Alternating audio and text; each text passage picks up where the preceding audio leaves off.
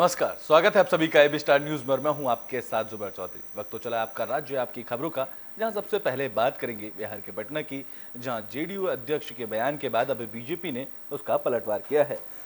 तो जनता दल यूनाइटेड के अध्यक्ष ललन सिंह के ऐलान किया था कि नीतीश कुमार देश के प्रधानमंत्री उम्मीदवार नहीं हैं, और ललन सिंह के बयान पर बीजेपी ने पलटवार किया है, जहां बिहार के पूर्व डिप्टी सीएम और सांसद सुशील कुमार मोदी ने तंज कसते हुए कहा है कि बारात निकल गई है, तब लड़की का चेहरा देखकर तय करेंगे कि दूल्हा कौन होगा। उन्होंने सवाल पूछा है कि जनता जानना चाहती है कि आखिर नरेंद्र मोदी का मुकाबला कौन करेगा।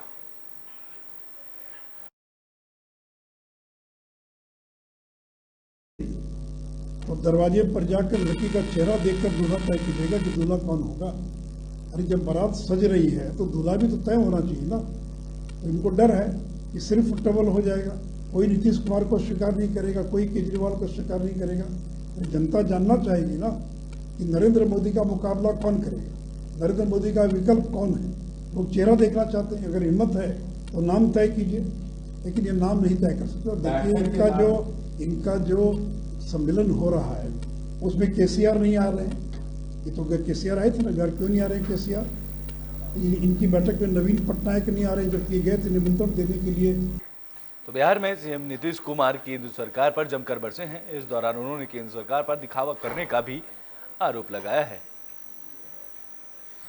तो मुख्यमंत्री नीतीश कुमार ने केंद्र सरकार पर जुबानी हमला बोला है। उन्होंने कहा है कि केंद्र सरकार केवल दिखावे की राजनीति कर रही है, धरातल पर कोई काम नहीं हो रहा है। उन्होंने कहा कि बिहार में काम हो रहा है, लेकिन उसकी आलोचना की जा रही है। उन्होंने आगे कहा कि हम लोग काम करने में लगे हैं और कई बार लोग लड़ने लड़ाने की राजनीति करते हैं। जहां नीतीश कुमार ने कहा है कि बिहार में जो भी काम हुआ है वो सबको दिख रहा है। क्या में पत्रकार लोग यहाँ रहते हैं तो बेचारे तो आ ही जाते हैं, सब लोग आ जाते हैं, लेकिन करे क्या ये? तो इन लोगों का कोई बतवा को भेजेंगे, सब छापेगा जी? नहीं छापेगा। आज तो आप लोगों पर कब्जा कर लिया है केंद्र वाला, कुछ नहीं छापता है, उन्हीं का बात छापता है। तो इसीलिए ये सब बात होती है कि कौन चीज है, कौन काम कर रहा था। अभी लोग अपना नामों लेता है जी, न बापू कोई लोग कुछ नाम लेता है। आज जब ये लोग अपने पटिया का है तो ये भी क्या लेता है, श्रद्धेय अटल जी का भी नाम लेता है। अटल बिहारी वाजपेयी का बढ़िया काम किए थे, हम लोग साथ में थे, उनका भी नाम नहीं लेता है। किसी का नाम लेता है? नहीं लेता है। मुरली मनोहर जोशी का नाम लेता है? ये जान लीजिए किसी का नाम नहीं लेगा। आज 21 साल से 22 साल से राजनीति में आया है, वो लोग को अपना दूब वो अपना ही नाम खाली लेता। कोई संस्था बता दीजिए जहां बिहारी काम न करता। लेकिन खुशी इस बात की है कि बिहार सरकार का जो इंफ्रास्ट्रक्चर रहा और इस तरह का निर्णय लेना, जहां लोगों की पढ़ाई अच्छे से हो और लगातार संख्या बढ़ रही है, और हमारे संस्थान से अगर कोई अच्छी जगह प्लेसमेंट पाता है तो हम लोगों को इस पर नाज होना चाहिए, गर्व होना चाहिए। और आप सब लोग जो हैं यहाँ मेरिट से चुन करके आए हैं, और हम लोगों की जो सरकार है, महागठबंधन की सरकार है, नीतीश जी के नेतृत्व में चल रही है, और हम लोगों का सपना है और हम लोगों का यही काम है कि पढ़ाई, दवाई, कमाई, सिंचाई, सुनवाई और कार्रवाई वाली सरकार बिहार की जनता को देने का। तो ब्रिटेन में बात रायगढ़ की कर लेते हैं, जहां केंद्रीय मंत्री फग्गन सिंह रायगढ़ पहुंचे। इस दौरान कार्यकर्ताओं ने उनका जोरदार स्वागत किया है। तो वहीं उन्होंने केंद्र सरकार के 9 सालों की उपलब्धियों को गिनाया है। तो केंद्रीय मंत्री फग्गन सिंह कुलस्ते 1 दिवसीय दौरे पर रायगढ़ पहुंचे। इस दौरान उन्होंने मोदी सरकार के 9 साल के कार्यकाल की उपलब्धियों को गिनाया। साथ ही केंद्र सरकार की उज्ज्वला योजना, प्रधानमंत्री आवास योजना, किसान सम्मान निधि योजना के बारे में बताया। बताने के साथ ही उन्होंने भूपेश बघेल सरकार पर आरोप लगाते हुए कहा है कि बघेल सरकार केंद्रीय योजनाओं को लागू नहीं होने दे रही है। प्रधानमंत्री आवास योजना को भी छत्तीसगढ़ सरकार लागू नहीं होने दे रही। उन्होंने कहा है कि जिसमें पात्र गरीबों को लाभ नहीं मिल पा रहा है, जिसमें भारत माला परियोजना में भी पूरे छत्तीसगढ़ में गुणवत्तापूर्ण सड़कों का जाल बिछाया जा रहा है, लेकिन जहां भी एनएच के निर्माण में देरी या कमियां पाई जा रही हैं। उन्होंने निर्माण एजेंसियों पर कार्रवाई करने का भी आरोप लगाया, जहां उसमें उन्होंने कहा है कि जिसमें निर्माण एजेंसियों पर कार्रवाई की जा रही है। उन्होंने कहा कि रायगढ़ में सड़क निर्माण को लेकर समीक्षा की बात आगे की जाएगी। जहां उन्होंने बताया है कि रायगढ़ में श्रमिकों को बेहतर इलाज के लिए बन रहे 100 बिस्तर वाले अस्पताल का काम अगस्त तक पूरा हो जाएगा। भारतीय जनता पार्टी ने प्रधानमंत्री श्रीमान नरेंद्र मोदी जी के 9 वर्षों का सफलतम कार्यकाल है, इसको लेकर के भारतीय जनता पार्टी ने एक प्रवास की योजना बनाई है। इस प्रवास की योजना में हम लोगों के बीच में जाना, आप लोगों से भी मिल रहे हैं, हमारे बुद्धिजीवियों से मिल रहे हैं, हितग्राहियों से भी बात कर रहे हैं, पब्लिक से भी बात कर रहे हैं, हर तरह के कार्यक्रम हैं। तो ब्रिटेन में बात महेंद्रगढ़ की कर लेते हैं, जहां बीजेपी की तरफ से कार्यक्रम का आयोजन किया गया। इस दौरान बीजेपी के नेताओं ने केंद्र सरकार के 9 साल की उपलब्धियां गिनाई। तो बीजेपी सरकार के 9 साल पूरे होने पर बीजेपी महाजनसंपर्क अभियान चला रही है, जिसके तहत महेंद्रगढ़ में भी कार्यक्रम का आयोजन किया गया था।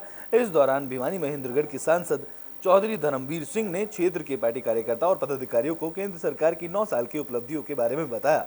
इस मौके पर पूर्व शिक्षा मंत्री रामविलास शर्मा भी मौजूद रहे, जहां सांसद चौधरी धर्मवीर सिंह ने कहा है कि प्रधानमंत्री नरेंद्र मोदी ने अपने 9 साल के कार्यकाल में देश को आर्थिक, सामाजिक और सुरक्षा की दृष्टि से इतना मजबूत बना दिया है कि अब भारत की गिनती ही भी शक्तिशाली देशों की श्रेणी में होने लगी है। उन्होंने कहा है कि प्रधानमंत्री ने अपने कार्यकाल के दौरान कुछ अभूतपूर्व फैसले लिए हैं, जिससे देश की ताकत बढ़ी है। जहां जम्मू कश्मीर में धारा 370 को हटा देकर ऐतिहासिक फैसला लिया गया। उन्होंने कहा कि विपक्ष कितना भी शोर शराबा क्यों न करे, लेकिन 2024 में प्रधानमंत्री नरेंद्र मोदी की अगुवाई में बीजेपी की ही सरकार बनेगी। आज का भारत और इससे पहले का भारत, इन दोनों में कितना अंतर है।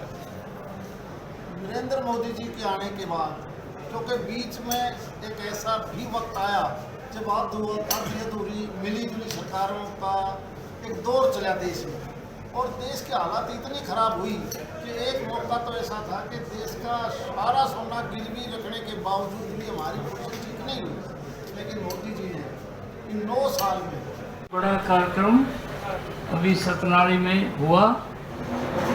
अपने लोकप्रिय मेंबर पार्लियामेंट महेंद्रगढ़ भिवानी से पार्लियामेंट चौधरी धर्मवीर जी, हमारे जिला के अध्यक्ष दयाराम जी यादव, हमारे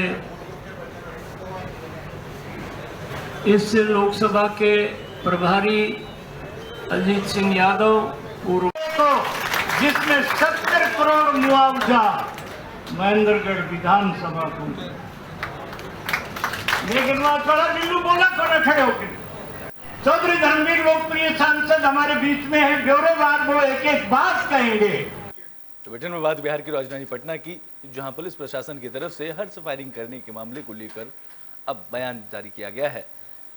तो बिहार में हर्ष फायरिंग को लेकर अब सख्ती की ओर बढ़ने वाली सरकार बना रही है, जहां हर्ष फायरिंग के दौरान अगर कोई भी घायल नहीं हुआ हो तो सशस्त्र अधिनियम के तहत उल्लंघन की प्राथमिकता दर्ज की जाएगी। जहां पुलिस मुख्यालय ने इसे लेकर सभी जिलों में एसपी को नए सिरे से आदेश जारी किया है। जहां पुलिस मुख्यालय के एडीजी जितेंद्र गंगवार ने बताया है कि लाइसेंसी हथियार से बेवजह फायरिंग करना ही एक अपराध है, जहां सशस्त्र लाइसेंस सुरक्षा के लिए दिया जाता है। तो वहीं उन्होंने कहा कि ना शादी समारोह और किसी उत्सव में फायरिंग करने के लिए ये हथियार किसी को मुहैया नहीं कराए जाते हैं। इसको लेकर अब पुलिस प्रशासन सख्त नजर आ रहा है और पुलिस प्रशासन ने सभी जिलों के एसपीओ को आदेश जारी कर दिया है। अभी आंकड़ा आया है, कुछ लाइसेंसी आंकड़ा है, लाइसेंसी आंकड़ा भी कंपाइल कर रहे हैं हम। आप लोगों को जानकारी मैं दे दूं, हर्ष फायरिंग को लेकर के जो आर्म्स एक्ट है, उस आर्म्स एक्ट में चेंज किया गया। धारा 25 में उपधारा 9 जो है उसमें हम लोगों ने जोड़ा, मतलब सरकार ने जोड़ा है और हमने आपको इसके प्रेस के माध्यम से बताया। अभी तक कुछ लोगों का ऐसा मानना था जो गलत था कि मेरे पास में लाइसेंस हथियार है तो मेरे को सरकार ने लाइसेंस हथियार दे दिया। मुझे कारतूस भी मिलते हैं, उसमें लाइसेंस में लिखा रहता है कि आप 20 कारतूस या 50 कारतूस। बुलेटिन में बात कर लेते हैं छत्तीसगढ़ के बस्तर की, जहां स्वास्थ्य पंचायत सम्मेलन का आयोजन किया गया।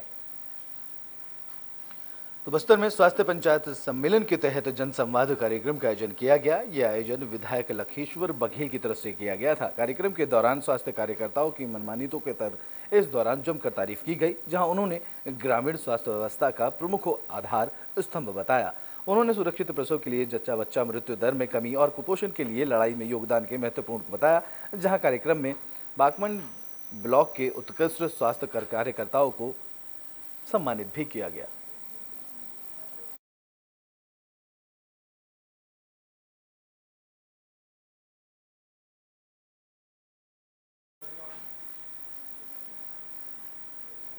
तो ब्रिटेन में बात कर लेते हैं हरियाणा के फरीदाबाद की, जहां एक अस्पताल से कैदी के फरार होने का वीडियो सोशल मीडिया पर जमकर वायरल किया जा रहा है।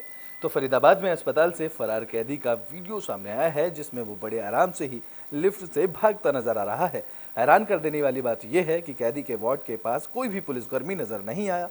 बता दें कि फरीदाबाद के सरकारी अस्पताल के बंदी वार्ड में सुबह 6:30 बजे पुलिस को चकमा देकर एक कैदी फरार हो गया था, जहां पुलिस फरार कैदी की तलाश कर रही है। जानकारी के मुताबिक फरार कैदी को 5 से 6 दिन पहले इलाज के लिए अस्पताल में भर्ती कराया गया था, जहां फरार कैदी पर हमला समेत करीब आधा दर्जन से ज्यादा मुकदमे दर्ज हैं। जो पुलिस कस्टडी के अंदर एक एक्यूज था जो बीके हॉस्पिटल में इलाज के लिए जिसको एस्कॉर्ट कर लेके आई हुई थी, और वो पुलिस कस्टडी से आज सुबह लगभग 6:30 बजे के करीब फरार हुआ है। टीम्स हमारी उसके ऊपर अभी काम कर रही हैं और कोशिश है अर्लीस्ट पॉसिबल हम गिरफ्तार कर लेंगे। जो पुलिस कस्टडी के अंदर एक एक्यूज था जो बीके हॉस्पिटल में इलाज के लिए तो ब्रिटेन में बात बिलासपुर की कर लेते हैं, जहां युवक की हत्या का मामला सामने आया है। बता दें कि युवक इस दौरान प्रतियोगी परीक्षा की तैयारी कर रहा था। जहां छत्तीसगढ़ के बिलासपुर में प्रतियोगी परीक्षा की तैयारी करने वाले एक युवक की प्रेम संबंधों के चलते हत्या का मामला सामने आया है। युवक यश साहू अंबिकापुर के लखनपुर का रहने वाला था, जहां शहर के कोचिंग संस्थान में वो पढ़ता था, जहां उसकी चकरभाटा इलाके के एक युवती के साथ प्रेम संबंध था। बता दें कि युवती का चकरभाटा में एक युवक राहुल नामदेव से भी प्रेम प्रसंग चल रहा था। बताया जा रहा है कि लव ट्रायंगल की वजह से युवक की हत्या की गई है। तारीख को पुलिस को सूचना मिली दोपहर करीब 3 से 4 के बीच में कि सेक्रेटरी थाना क्षेत्र के मुख्य मार्ग पर एक अज्ञात युवक का शव पड़ा हुआ है। पुलिस के द्वारा उसमें तत्काल मामले की गंभीरता को देखते हुए मर्ग कायम करके विवेचना शुरू की गई, जिसमें मृतक की पहचान यश साहू, जो मूलतः लखनपुर सरगुजा जिले का निवासी है, के रूप में पहचान हुई, जो यहाँ बिलासपुर में रहकर यूपीएससी की तैयारी कर रहा था। तथा करीब 7 बजे जो उनके अन्य मित्रों के माध्यम से पता चला कि कुछ लोग मृतक के मोबाइल को उसको। तो ब्रिटेन में बात हरियाणा के रोहतक की कर लेते हैं, जहां एक घर में युवक का संदिग्ध परिस्थितियों में शव मिलने से पूरे इलाके में हड़कंप मच गया। तो रोहतक के नौनंद गांव में 40 साल के शख्स की हत्या का मामला सामने आया है, जहां मृतक की पहचान संदीप के रूप में हुई है, जिसका शव उसी के घर पर पड़ा मिला, जहां मृतक के सर पर चोट के निशान मिले हैं। इस मामले की जानकारी मिलने पर सांबाला पुलिस और एफएसएल की टीम मौके पर पहुंची, जिसके बाद शव को पोस्टमार्टम के लिए भेजा गया। फिलहाल हत्या के कारणों का खुलासा नहीं हो सका है और पुलिस इस पूरे मामले की जांच कर रही है। ये नौनद गांव से प्रताप सिंह है, उन्होंने हमारे कंट्रोल में सूचना दी थी कि मेरे लड़के को रात को किसी ने अज्ञात व्यक्ति ने मर्डर कर दिया। जिस सूचना पर पुलिस मौके पर पहुंची थी, यहाँ मौका देखा है, एफएसएल टीम को बुलाया गया था। तो इस लड़के को संदीप नाम है, इसकी 41 एज है, 3 बच्चे हैं इसके, और करीब 1 साल से घर में अकेला रह रहा था। इसकी मिसेज। आपका राज्य आपकी खबरों में भी के लिए बस इतना ही। देश और दुनिया की तमाम खबरों के लिए देखते रहें एबी स्टार न्यूज।